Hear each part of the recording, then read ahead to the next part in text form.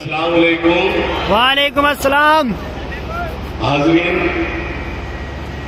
आप जानते हैं महीने में 30 दिन होते हैं और मैं 31 दिन बिजी रहता हूं। यकीन जानिए मैं कि सियासी जलसों में कभी आपको नजर नहीं आता। अभी कोई ऐसी सियासी शख्सियत नहीं हुई जो मुझे अपने जलसे में बुला सके। मेरे भाई नईम साहब ने बताया, शायरी आप मुझसे रोज सुनते हैं, मैं शायरी आपको सुनाऊंगा। मेरा जी चाहता है कि आप ये 5 मिनट शायरी से हटकर लें। मुझे अपने भाई ने बताया कि हाशिम भाई इस तरह से हम इस्तकबाल कर रहे एक शख्सियत का, तो मैंने उनसे नाम पूछा, किसका इस्तकबाल कर रहे हैं आप ये भी कह रहे हैं कि सियासी शख्सियत है। अब इस दौर के अच्छे लोगों, मैं उससे कबल आपको एक वाक्य सुनाना चाहता हूं। एक मर्तबा की बात है, एक मास्टर साहब ज्योग्राफी पढ़ा रहे थे, भूगोल पढ़ा रहे थे। क्या पढ़ा रहे थे? भूगोल। सदाएं बुलंद करें, आप खामोश रहते हैं, सदाएं बुलंद करो, ये तुम्हारी कमजोरी है, तुम्हारी खामोशी। क्या पढ़ा रहे थे? भूगोल पढ़ा रहे थे मास्टर साहब। मास्टर साहब ने अपनी कक्षा में बच्चों के हाथों में हिंदुस्तान के मानचित्र दिए हुए थे, नक्शे दिए हुए थे। मास्टर साहब नक्शे देने के बाद बता रहे थे, ये है जम्मू कश्मीर, ये है महाराष्ट्र, ये है उत्तर प्रदेश, ये मध्य प्रदेश। मास्टर साहब बता रहे थे, इतने भी एक बच्चे ने हिंदुस्तान के मानचित्र को फाड़ दिया, यानी कई हिस्सों में तकसीम कर दिया। मास्टर साहब को गुस्सा आया और कहा कि इस कक्षा में कोई बच्चा ऐसा है, कोई छात्र ऐसा है जो हिंदुस्तान के मानचित्र को जोड़ दे। तो एक बच्चे ने हाथ उठाया और कहा, मास्टर साहब आप मुझे इजाजत दे तो मैं इस काम को अंजाम दे सकता हूं। मास्टर साहब ने इजाजत दी और बच्चे ने विदिन मिनट हिंदुस्तान के मानचित्र को तैयार करके मास्टर साहब के टेबल पर रख दिया। मास्टर साहब चौंक गए और कहा, ये कैसे हो सकता है? तुम तो प्रथम कक्षा के छात्र हो, तुम तो प्लेवे में हो, तुमको क्या मालूम महाराष्ट्र कहां पर है, तुमको क्या मालूम मध्य प्रदेश कहां पर है? तो उस बच्चे ने कहा, मास्टर साहब काम बहुत आसान था, हिंदुस्तान के मानचित्र के पीछे 4 तस्वीरें थी, एक हिंदू की, एक मुसलमान की, एक सिख की, एक ईसाई की। मैं इनको आपस में जोड़ता गया, खुद ब खुद एक मजबूत भारत तैयार होता गया। बहुत अच्छा है। ये थोड़ी देर के लोग जिन्हें खाना रोक, ये लोग जिन्हें काम कर रहे हैं, ये थोड़ी देर के रोक दीजिए। आसमान जाइए, हाजी उस्मान साहब को गुजारिश है, थोड़ी देर के रोक दीजिए। अरे भाई मना करिए, लोग ये वॉलंटियर्स हैं कि रोकिए इन लोगों को। वहां जाने से कोई फायदा नहीं, भी खाना शुरू नहीं हुआ है।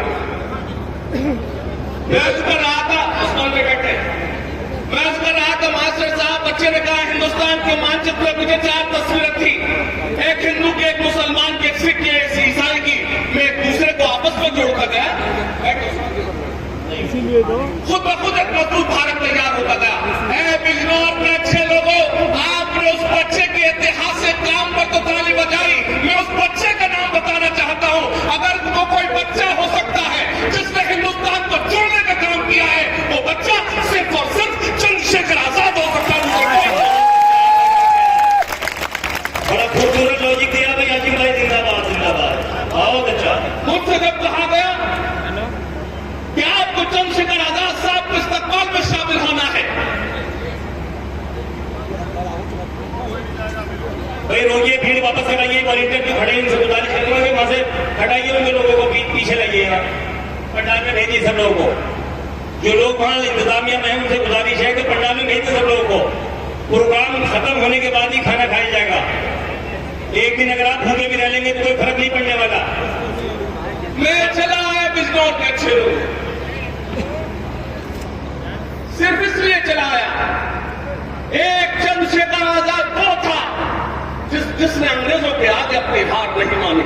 वाह, हम उस दौर में तो नहीं थे, लेकिन इस दौर के चंद्रशेखर आजाद के तो साथ खड़े हो सकते हैं। मैं सिर्फ हाथ लगाया, ताल ये कमजोर है, एक बार दोनों हाथ करके जोरदार में तारीफ करिए कि आप चंद्रशेखर आजाद के साथ खड़े हैं, जो सब इस मुल्क की जरूरत है। मैं 2 मिसरे पढ़ूंगा, मुझे लगना चाहिए कि मैं बिजनौर आया हूं। सुनना खासतौर से, जिनके हाथों से तिरंगा न संभाला जाए, जो लोग अभी तक खामोश अपनी खामोशी तोड़े, खास तौर से शरीक होना, जिनके हाथ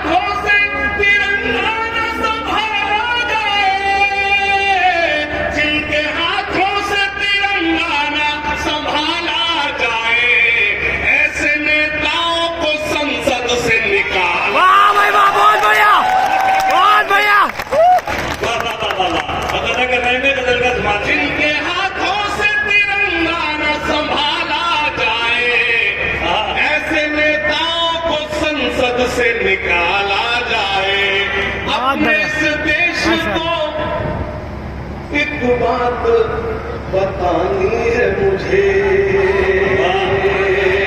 हो सकता है कल आपको मेरी शायरी याद रहे ना रहे, मैं इस कैमरे के सामने बयान दे रहा हूं। इस देश में उसी को रहने का हक है जो इस देश के हक में आवाज उठाए। वाह वाह वाह। मैं इशारा करूंगा ईश्वर का, अल्लाह का आप इशारा समझ जाए। जिनके हाथों से तिरंगा न संभाला जाए, ऐसे नेताओं को संसद से निकाला जाए। अपने इस देश को एक बात बतानी है मुझे, अपने इस देश को एक बात बतानी है मुझे। आस्तीनों में कोई साहब न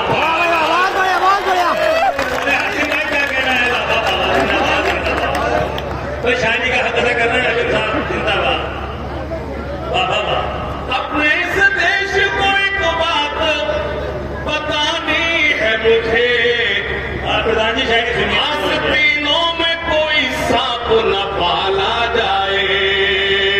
कभी मैंने कहा था कि न दुश्मनी न मुरब्बत में मारा जाऊंगा, न दुश्मनी